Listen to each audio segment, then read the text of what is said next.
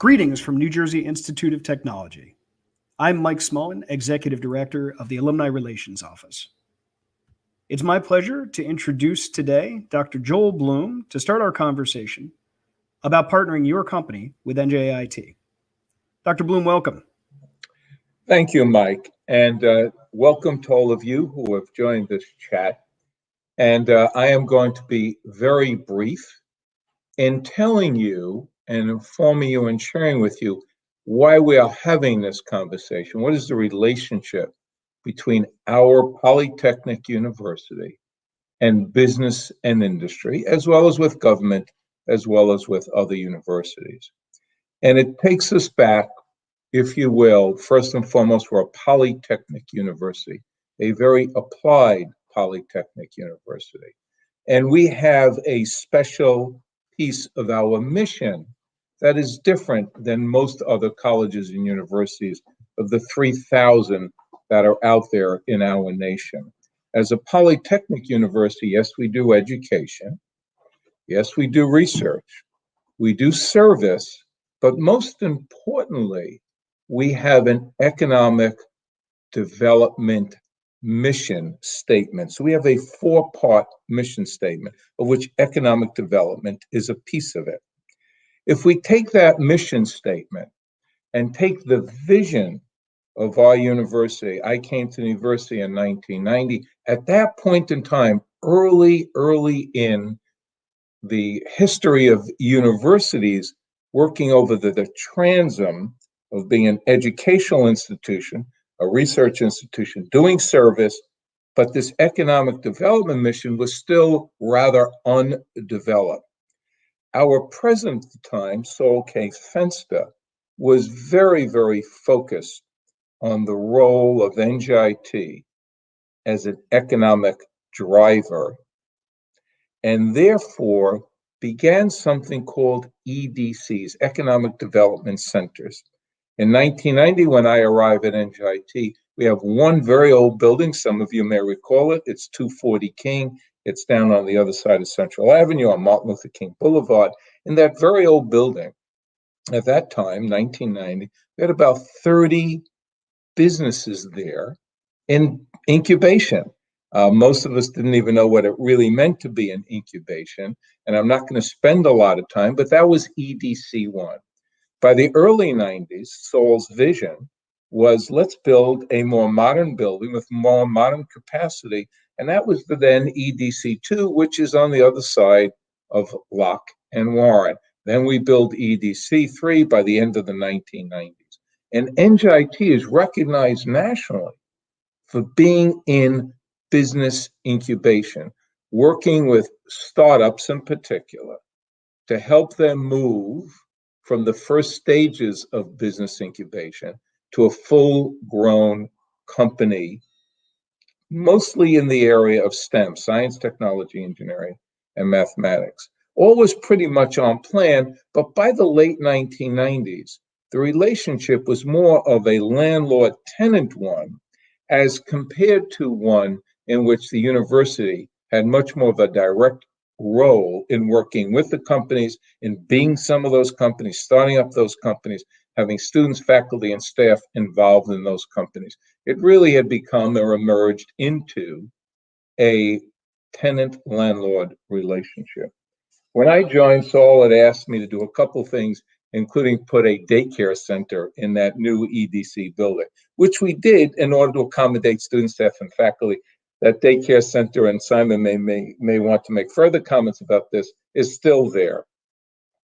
What we started to think about in the mid-2000s, however, was this is an old-fashioned business incubator. At this point, we were realizing there were accelerators. The startups that we envisioned and the time to grow was accelerating. Many of the tenants had lost their way. We had lost our way in business incubation. And we began a conversation on the campus and began several subcommittees to work on what is the next iteration of business incubation for a polytechnic institution. So we had mission, We had Saul's early vision, part 2, but now what's the context? Business incubation was changing, innovation and incubation became kind of interchangeable terms at the time, and we needed to change. In 2000, we started again we got up to almost 90 companies at one point, again, mostly focused on STEM. And I believe 1 or 2 of the participants in this evening's chat are even in that, still in 1 or 2 of those business incubator buildings, now called Venturelink. 2 things began to happen. One is NJIT, I'm going to fast forward now to 2011. I become president. The board and I, neither of us are happy about where we are in business incubation. I realized that we did not have a very good pipeline from our academic university into the EDCs. We start looking around and we developed something called NJII, or the New Jersey Innovation Institute. A lot goes into that discussion. We started writing about it, and actually in 2011, we really don't put it into place until 2014 for a host of reasons.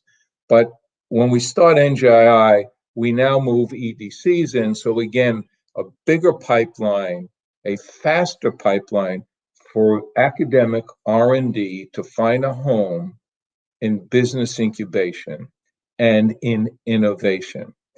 Today, I will tell you, while those are overlapping areas, academic research, very applied, Polytechnic University, business innovation and incubation, while they run on parallel tracks and they overlap, they are 2 separate enterprises. But we start NJII to lower the transom between the academic research that's going on at our university and turning it into commercialization, business incubation, business innovation. It wasn't happening well. Yes, we are an R1 research university. We have a lot of accolades about our university. Our university has grown from 5,000 to 11,000 students. We've hired 160 faculty. We're now an R1 research university, only 131 of us in the nation, and that's based on the volume of research that you're doing. We've done all of that, but we have begun to work. We're working with well over 150 companies. We opened a makerspace, which is a phenomenal facility. If you've yet to see it, we now have a life sciences engineering building. So we did over $400 million and added facilities on our campus. And again, we are a national university. But the kind of relationship we want with business industry wasn't happening fast enough. My apologies for that background phone, or I should not even admit it's mine. It could be somebody else's. So at that point, I started looking around and saying, I don't like how the EDCs are kind of stale. We're only doing business incubation, not business acceleration. What is the relationship between our academics and our industry partners? They're not robust enough. And I had already met Simon a little while earlier. He was the head of something called New Jersey Tech Council. We began a conversation as he announced his retirement. I knew what he did as a business person. So context. The context was the academic leadership leading Venturelink to lead NJII was one that really needed the flavor of a CEO. Simon steps in to take over EDCs, turns it into Venturelink, again, business incubation, business acceleration.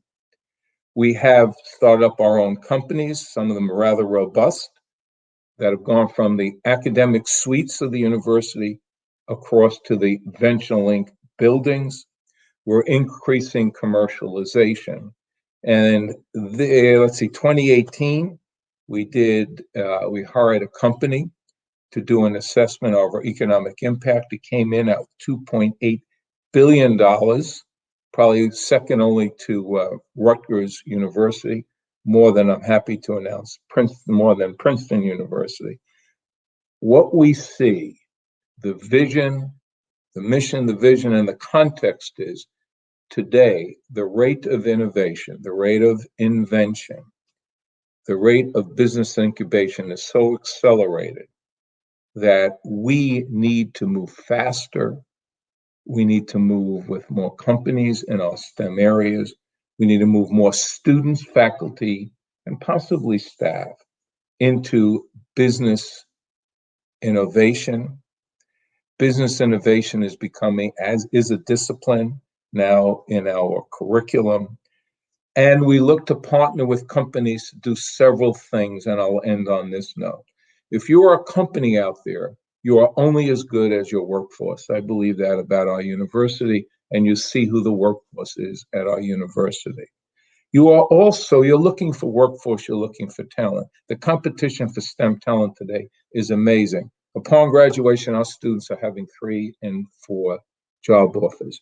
You are looking to develop your own possible skill set, the skill sets that exist in your company. You can hear some of that, I'm sure, from Deidre. You may be looking for business partners in specific fields, cybersecurity. And again, you'll hear from some of the people on this. How do you do that? How do you engage the university? We have one door facing business industry. It's NJII's front door, and it's the relationship they have, and we're housing companies in Venturelink. We also bring companies together, bigs and smalls, and how are they possibly working on the same product or the same process? So we bring a number of resources to any company today, whether it's the workforce, whether it's process or product development, whether it's some of the basic R&D that is necessary, as well as some of the facilities like a maker space. So at this point, I will end my comments. I will quickly make a comment or two about Simon and be available for questions when we finish these presentations.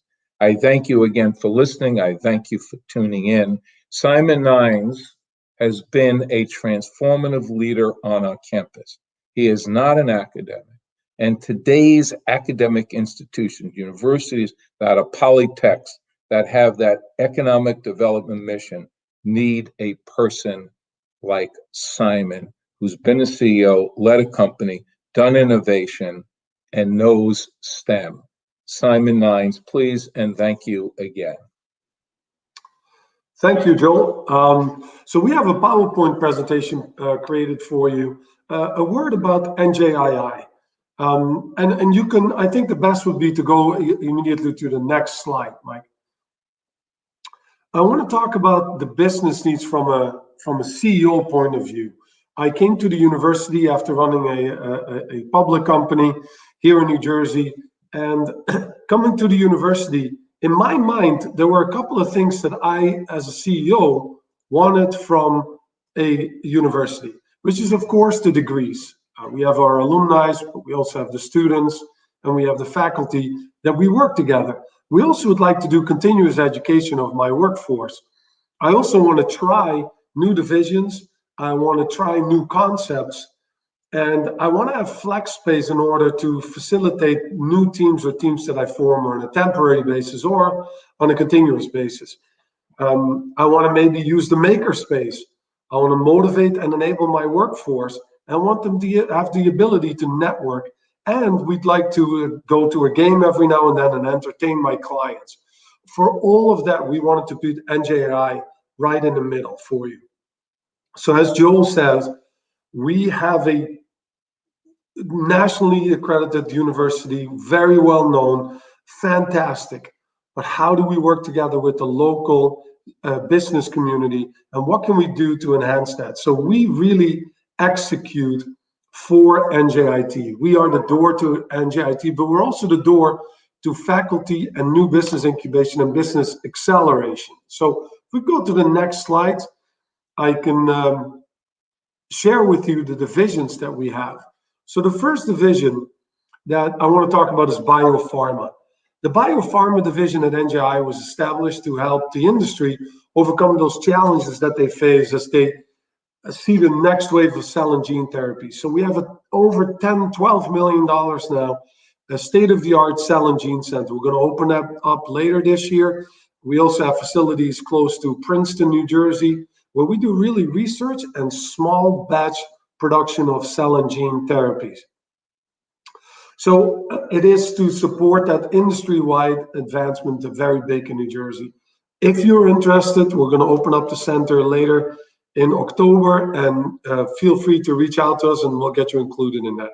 Second division is the defense. Defense division really creates those integrated product teams that includes academics, industry, and the government.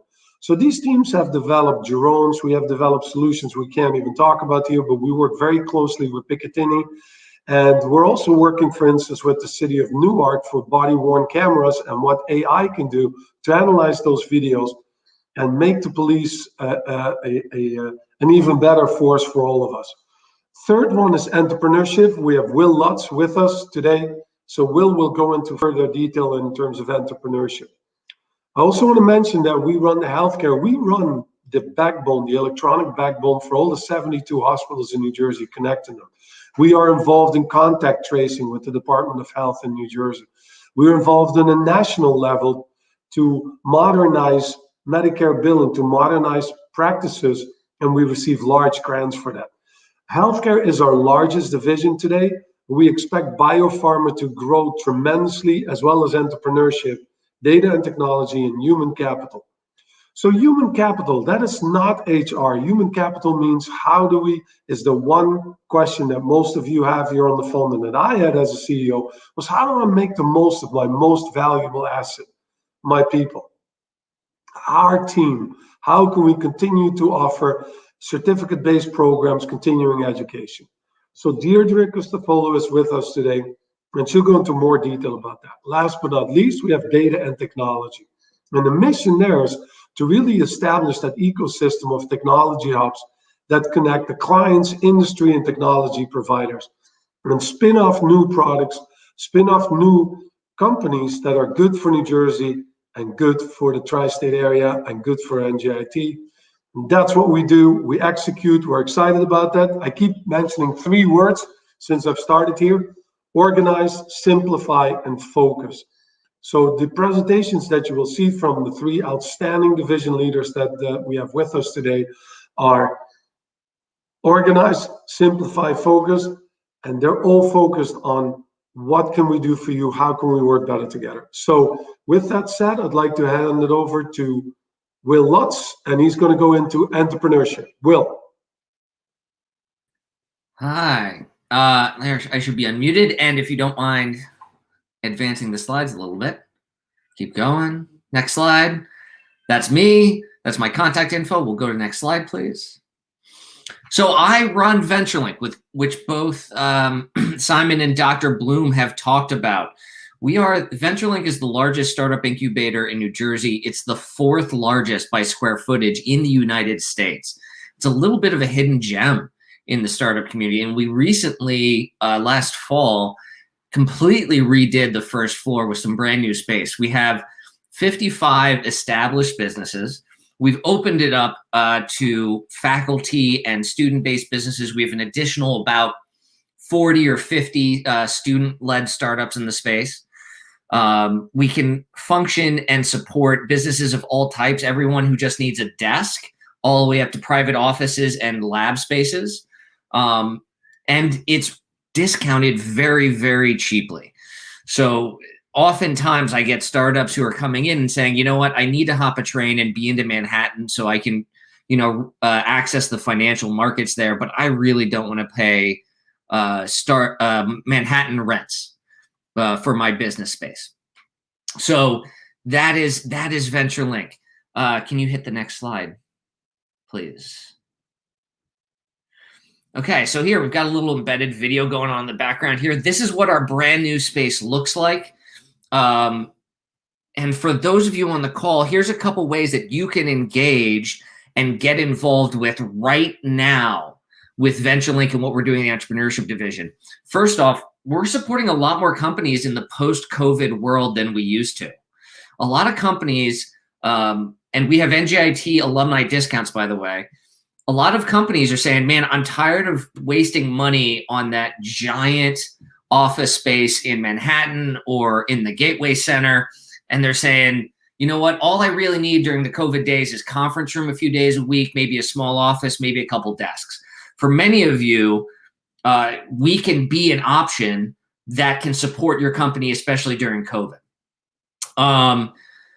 You can become a mentor. So I mentioned we have 55 established companies, but in addition to that, I have about 40 to 50 student entrepreneurs who are figuring out how to start a business for the first time, who've never done this before. And we really need to engage our alumni network and bring them in as mentors for these early stage companies. By the way, for those of you who are hiring managers and looking to hire, seeing how a student works while trying to start their own company is a phenomenal way to get to know a student and their real work ethic. I've been a hiring manager before. I know how hard it is to read a resume and understand if someone is, really who you want. And the last thing that you guys can get engaged with is we run a lot of events, and we're always looking for partners for sponsorship opportunities to get your name next to the newest and most interesting tech coming out of NJIT. We're growing our audience. Actually, COVID has been phenomenal for us and our ability to expand reach for programs like Accelerator, Demo Days, Showcase Days, some of the networking stuff that we're doing online. Because we're all online, our reach has gotten so much further than it used to. So it's an excellent opportunity to sponsor a program, get involved, and be intimately involved with some of the innovation that's going on at NJIT. That's it for me. I will pass off to whoever is next. I actually don't. Oh, it's Deirdre. Excellent. Deirdre, I will lock it down over here and let you. Hi, Will. Thank you for that. Hi, everybody, and thank you for having me here today. I want to talk to you a bit about how we can help you develop your talent and expand your leadership skills and ultimately drive performance. And as Simon mentioned, the division is called Human Capital. And what we do is we develop, create, and deliver executive and professional education. We do short courses, certificates, workshops. What we do is basically in-demand learning. Next slide, please. And we focus on different areas. And as you can see on the slide, we focus on individuals. So that's if you have individual employees that need to upskill, perhaps in the area of digital leadership. We have a number of different products that we offer to individuals. And we also work with corporations. We work with groups of individuals where we really focus on creating customized learning for that organization, very specific. We will go in and meet with you and we'll assess your learning needs. And once we complete that assessment, we'll design a program that meets your unique needs. It's not off the shelf. It's very specific to help close your skill gap and drive performance. And then we deliver and we evaluate it because the learning that we've created is applicable in the workplace immediately. And it's very experiential. Next slide. One of the areas that we focus on, and I'll get into the rest of the areas in a moment, but I want to highlight this, is a partnership we developed with a person named Dave Mitchell. Dave is, we call him the leadership guru. He has been in the area of leadership and professional development for many years. He's the author of 3 books, which you can see on the slide: The Power of Understanding People, The Power of Understanding Yourself, and Peak Culture Performance. And we've worked with him to put together different certificate programs, 5 of them, which are included The Power of Understanding People, The Power of Understanding Yourself, Excellence in Communication, Customer-Centric Sales and Service, and Peak Performance Culture. And basically all encompass everything that a leader really needs to understand and be able to implement in their environment so that they can drive performance, motivate employees. They're short courses, immediate learning, very impactful. Running, we have one starting in October. And again, these are customizable. So if you were interested in aspects of all 5 or just one, we have the ability to sit with you and create a program that is specific for your needs. Next slide. We also offer a number of certificate programs and workshops in other areas, including, you saw leadership, but management. We offer business analysis, project management, which is very popular, and also we're able to customize it. Again, any of these can be customized to various industries. So for instance, we are working with a healthcare association in New Jersey to customize the project management program specifically for the healthcare industry, because as we all know, learning needs to apply to us and our needs. And general information helps, but the more we can target it to your audience, the better it is.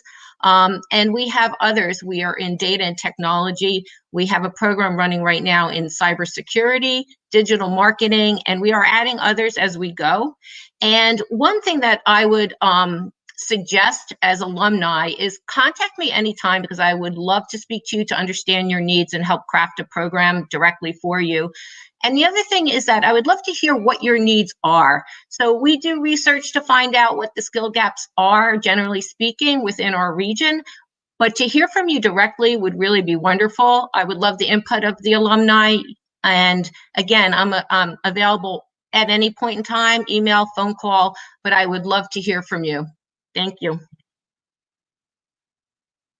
I think Dan's up next.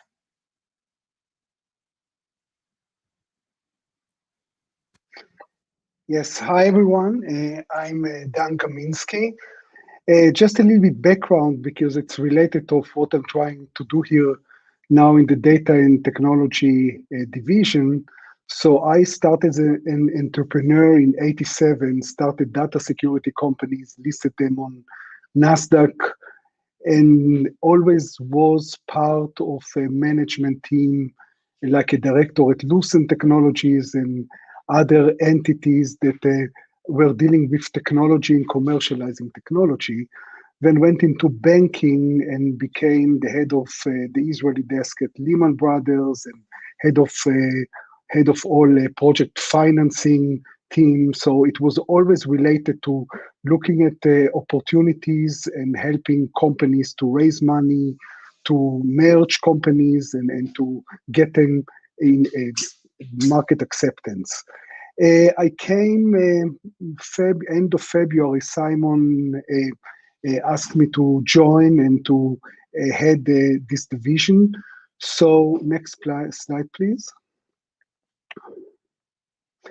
So in the division, we said, okay, we have to create ecosystems in order to cater companies that are not so small, like real entrepreneurs that are starting their company, but companies that already had some impact in the industry or are in the stage that have some products to offer, and create an ecosystem to help them to go to the market. So we created a few hubs, which is EdTech, cybersecurity, FinTech hub, hardware, and data science. And in each one of them, we are welcoming companies that are already have some sort of a product or about to go to the market, as well as companies that are already very much known even in the world, but don't have real presence in the United States or especially in the East Coast. So what do we offer? First of all, as you all know, the proximity to New York, the Venturelink office space, and all the services that WILATS can help to provide. We can help them to communicate between the companies within the ecosystems and also with other companies that we know through the industry from the West Coast, from Europe, from Israel, from Asia. We can help with manpower. We have a lot of students that we can hire through NJIT and help them to also get experience, but also they are a very reliable workforce that we can help to manage, like for project, for service desks, for other things. Then there are companies that have good products that can be sold or at least introduced to local and to federal government agencies, like the city of Newark, like state police or healthcare system, superintendent of New Jersey in education, and others. So we're doing that. As well, funding. So, every company that I knew from 87 always was looking for funding, even if the big one is looking for more money. So we have good relationship with many of the funds in Wall Street and in the West Coast and in London for my background. And we can specifically help to create business models, business plans, and to see how to help these companies accelerate and to raise money or smart money, partnership, strategic partner, etc. So because we are related so much and owned by NJIT, we can advise on R&D models and how to protect your IP, to create co-owner owned IP between NJIT and the company itself, and take a company through all the process of protection in IP. The important thing about all this is more that we can use our relationship and partnerships and knowledge in the market in order to accelerate companies that are or small or already existing in the market. A few examples: we are dealing with a cybersecurity company from Israel that has already an office in Singapore and in London, in Kenya, and now we convinced them to open all their activities in the United States at NJII to partner with us, and we already are providing solutions for monitoring and tracking for the COVID-19 right now in Newark, and we are speaking now with the government in New Jersey, Connecticut, and New York. So this is one of the examples. Next slide, please.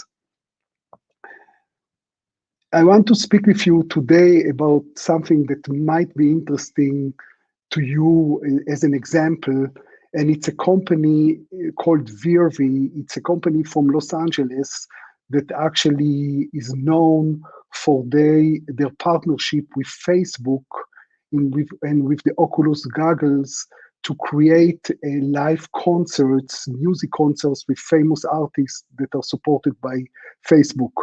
We made with them a joint venture that is taking all this technology that was created already and moving into education and training. And by saying that, we are now working on a few programs. One is to train correction officers. We are giving an offer to train correction officers in prisons how to deal with COVID-19, how to deal with prisoners that are getting sick, how to make all the safety measurements in jail. So instead of training them in real rooms and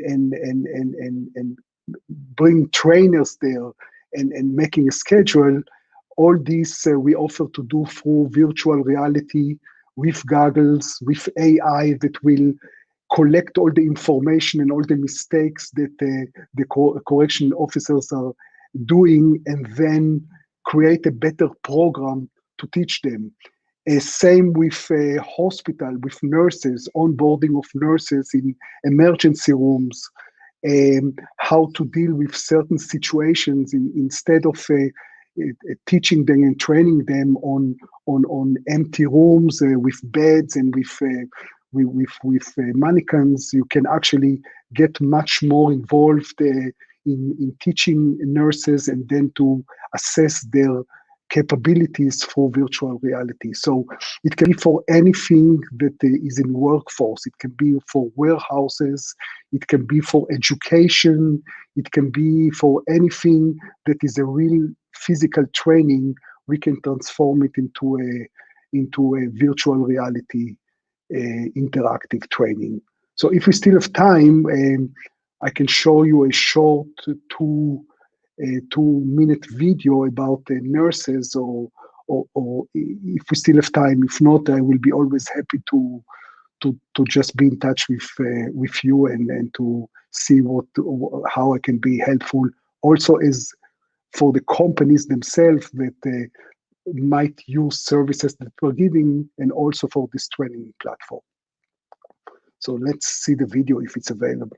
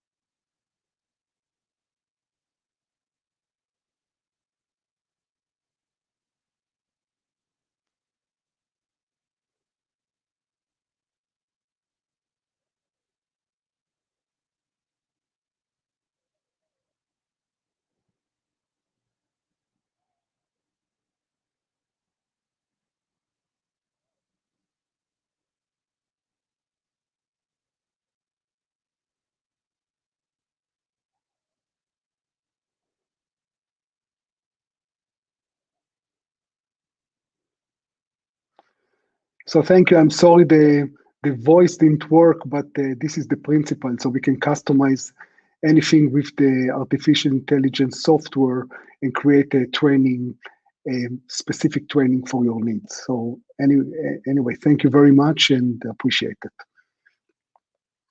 Okay, thank you. I just wanted to close and then we'll open up for Q&A most importantly. I just had a couple of more comments. As you can see, we have a brand new team here at NJII. I talked with a lot of stakeholders. I talked with a lot of current and past customers, and it was clear that they wanted NJII to be much more industry and much more focused on execution. We are here for you. So sign up at Venturelink. Come join us for, we normally typically have coffee and bagels on every Wednesday, first Wednesday of the month, but now with COVID, we don't have that, but we have plenty of webinars. Please join us for a webinar. We have a new website, we have new leadership, we have new ventures. If you're interested in licensing, if you're interested in IP, if you're interested in working with faculty or with the students, we have fantastic student startups. If you're interested in investing in them, please contact us. Contact Will Lutz. Have a look at venturelink.org. It's right there. Come by for a tour. We'd love to give you a tour. Venturelink is open for business. We can do that socially distanced tour. We'll definitely be able to facilitate that. We'd love to hear from you, and we're here for you, and we thank you for your time, and we're excited about the future. Mike, back to you, and we can open it for Q&A. Simon, thanks so much. I'm going to add all of our folks back to the audience stream here. Okay, and I want to thank everybody for participating. I'm happy to say that we've gotten a very good number of questions from people who are very interested in some of the answers. We're going to start with a favorite alum of mine, Sid Bala, who asks, what's the venture funding model for the companies in the incubator? And why don't we toss this off to Will? So I can answer this. For the incubation companies, we have made a conscious choice to not ask for any equity, not charge dollars except for the space that you're actually taking up in terms of rent. So all of those services come in addition for free, and we don't take for any equity. Now, I will add that we do not have an investment fund to go with that, but that is something we're working on. Just I'm not ready for that yet. All right, that's a great answer. We have a question from Michael Amagashi. How do I connect my product to the Career Center of NJIT in order to serve NJIT students? Dr. Bloom, why don't we pass this off to you? Certainly.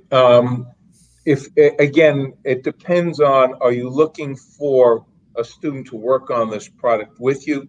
Call directly to Career Development Services, and the individual you should reach out to, and you can find him easily in our university directory, is Greg Mass. So that's if you're looking for students to get engaged in a product. If you're looking for placement of students in your company, again, Greg Mass, Career Development Services. Let me also mention something called capstone projects. We do this with particularly some of the larger and not so large companies. You have a problem with a product or a process that you're looking to solve. You can present that to the university as a capstone project. Capstone, some of you may recall, you're in capstone classes, can be a semester, can be an academic year, can even overlap academic years. What we ask you to do is put together a proposal, bring it into a capstone class. Usually it's discipline focused. Some of them are interdisciplinary. The point of contact for your capstone project is either the provost, Fadi Deek, who could not be with us this evening, or the dean of the school where you think it may reside. For example, most of them, and many of them, are in Newark College of Engineering, and Moshe Kam is the dean. Again, very accessible through our university director.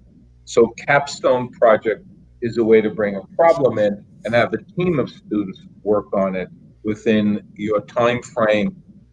It's stretched out a bit because it is in a course. But we run that capstone in obviously in NCE, in the College of Architecture and Design, in the Ingram College of Computing Science, as well as in the Tufton School of Management. So let me stop and make sure I answered the question. If not, I'll take a follow-up on that. Thank you. Thank you, Mike. Thank you, Dr. Bloom. Our next comment was not so much a question as it was a statement. It's from Christian Sees, mentioning that this is a great initiative. He has an insurance agency and he'd like to partner with us a bit more into our tech-savvy era. That is not something that I've heard that often from alumni. You know, when you've got something that's a little more specific to those sort of industries. I'm wondering if anybody would like to pitch in and say, you know, if you have an insurance agency, what is step number one if you have not been connected to NJIT before to find out and to plug into us? And this is an open question to everybody. I would again like to refer them to Will Lutz. An example. We have the container units that are now being refurbished and redesigned to act as standby operation rooms, and they're much better than tents, emergency rooms where we can treat not only COVID, but any kinds of disaster. We've set that up as a company. It's being taken on by Will Lutz and his team to do the sales, marketing. How do you attract, how do you set up the equity part? We can do the accounting for you. We could do the marketing for you. And what do you need to do to excel in this new era of all industrialized and tech-savvy era? When you have an insurance company, come to Venturelink. You'll meet other startup entrepreneurs. You'll meet students who are there trying out their own product. We'd love to work with you on getting your insurance maybe more online, correctly situated, et cetera, et cetera. So come to Venturelink. That's what I would say. And I can jump into that and speak on behalf of Deirdre and I. NJII has a system of tools that we can work with you on designing and discovering all of those innovative ways that you can really accelerate your what's considered an old style business. We can be that sort of outside almost innovation consultant and work with you and find those opportunities and those chances. We actually had a company come to us who made paper plates to look for ways to innovate and look for new things and to use tech-enabled ways to deliver their company. And that is definitely something that we love to do and really enjoy doing. And so let me, Mike, if you don't, just there's a larger issue there. So let me label it and then we can go from there. The whole issue of how do you innovate? And many of us, and there are others who can speak to this well based on who I know who's on, some of the folks who are on the call, it's ideation. The question is, how do you ideate to rethink your business? And who do you talk to about that? So again, by going into NJII, if it's data sciences, well, you've already met Dan Minsky. If it's other marketing and communications, again, we can bring other people in about how do you market. Every company today, in one way or another, is a tech company. So we have such a broad band of tech expertise from NJII into the academic part of the house. So come in, we will sit down with you and figure out, again, as Simon has already said, bring us somewhat of a clean slate about what you see in your business, how you see your business going forward, and we can share with you thoughts you may have not had, particularly for the application of technology to improve your insurance business. Thank you. And sorry, one more thing on that. We at NJI, we mostly have people from the industry. So we all think and act like you do, but we have the added benefit that we're embedded here in the university. So we know the ways to involve all the fantastic resources that are available here. That's great. And Deirdre, I think you had a comment to add as well. I was just going to say, piggybacking on what Will was saying, is that we do exactly that. We will teach you how to ideate, or we will help your company work through an ideation session. We have workshops in ideation. We do consulting and facilitation. We will be able to work with you to do a complete design thinking project where you are coming up with your solutions for your company. And a lot of times, as Dr. Bloom and Simon had said, it's technology embedded. So if you have a challenge that you want to work through, we'd be happy to speak to you and help you work through that process. All right, that's great. So we have a few more questions coming in, which is great. One of which is from Josephine Jaimo. What are some of the skills gaps? And she asks, how did you do the research? Essentially, how do we identify those skills gaps and how are we responding to that? Dr. Bloom, if you don't mind me throwing you on the spot again, what are some of the skills gaps that you see in industry right now? By the way, Mike, I just want to make you aware of the hour. I am on OT at this point. Gotcha. So the issue of skill gaps today are, again, simply about, or generally in the area of tech. The way we identify skill gaps, and this is something any of you can join us at, we have a series of boards at NJIT. The first board is our Industrial Advisory Board. Every academic department has an IAB, Industrial Advisory Board. That's where we try to stay current and connected to the business industry. What are the skills that you need? One of the, and that drove us, I'll give you a little example. We created almost 2 years ago a School of Applied Engineering and Technology. Why? Because we kept on hearing from the IABs that the historic project manager, whether it's on a building site or a manufacturing site, those are people that came out of Tech schools and they were good project managers. But today, the project manager on a building site or an industrial or a manufacturing site needs to know more about technology, about IT, about material science. So we created this middle school, if you will, built around apprenticeships. So IABs, every college has an advisory board. We have a board of overseers, and of course we have a board of trustees. So we ask you to get involved in helping us to identify the skill gaps. Some of the skill gaps are obvious. We started a new degree program recently, cyber psychology. Why? Because it's not only about the technology that's driving some of the issues about cybersecurity, it's the psychology behind why would somebody want to set up ransomware? So you've got to understand, if you're going to work in cybersecurity, what about cyber psychology? So some of it, or a lot of it, emerges from our boards, from what we just see as advanced and looking around the corner, anticipating new fields for education, training, and obviously research. So think about joining a board, particularly in your major or related to your business or your industry. Thank you. And I just want to add one thing about the skill gap and what we're looking at. Yeah, technology is one of the biggest, and we definitely look at, for the non-credit side, for the executive and professional education, the other areas, and this is supported by a lot of research. And you asked where. Burning glass technology is a very stable and reliable area to get information. They look at millions of job postings to see what is in demand. And data analytics is another huge area that is a large skill gap that needs to be filled.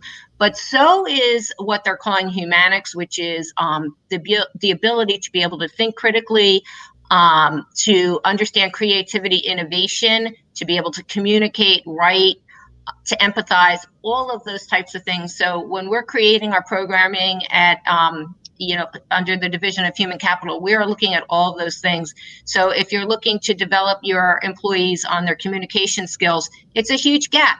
But believe it or not, the number one sought after skill, and this is in LinkedIn's top 10 skill index, is creativity. So employers are really looking for people to build their creativity, which is why we designed a certificate in design thinking and innovation, and another certificate that is coming out in creativity and innovation. All right. So thank you very much for the replies there. In the interest of time, we're going to take one more question. I do want to remind our audience that we're going to follow up at the conclusion of this seminar. We'll provide the video link to everyone, and I encourage you not just to view it, but also to connect with us afterwards for questions. I'll put out contact information as well for everyone. So our next question is from Hari Panapali. He asks what is the process for licensing some of the IP developed at NJIT. I can see I've got a hand raised already. And that it would be nice to have a separate session to present opportunities. Harry, thank you for that suggestion. Why don't I pass this over to Will Lutz to talk a little bit about the IP? I love talking about this because I sit on the IP committee, and I'm the director of commercialization for the university. So we sit on the tech transfer office and manage that. We have designed, actually, mostly Simon has designed a special licensing agreement to standardize and make it incredibly easy for us to get IP out of the university in the hands of people like you to create startups around that IP. We went around and looked at what other top-level universities are. We tried to learn the best we can and design a licensing agreement that is designed to make it cheap and easy and available for you to take NJIT IP and turn it into your startup idea. And if you want, all you have to do is go to research.njit.edu/patents. research.njit.edu/patents. And you can log in and see all of the available patents that we have for licensing. I would love, by the way, Mike, maybe after this, we will talk about doing one of these just about IP licensing, because that sounds like fun. I love it. I think it's a great suggestion. All right, folks, I want to thank you all very much for joining me this evening. Dr. Bloom, Simon, Will, Dan, Deirdre, thanks again. And I want to thank you, our viewers, for participating in our latest Highlander chat, connecting your company with NJIT. Again, this video will be available at the conclusion of the seminar. We will send this out to all of our participants here this evening. Please make sure to follow up to our emails with any questions that you've got. We'll be happy to forward those on to our participants. And finally, make sure to connect your company and to help others connect their company with NJIT. This is an enormous value, and there's a lot of opportunity for us to be able to support you in a variety of ways. So lastly, again, I like to say this at all the end of my videos. I hope you're well. I hope you and your families are staying safe, and go Highlanders.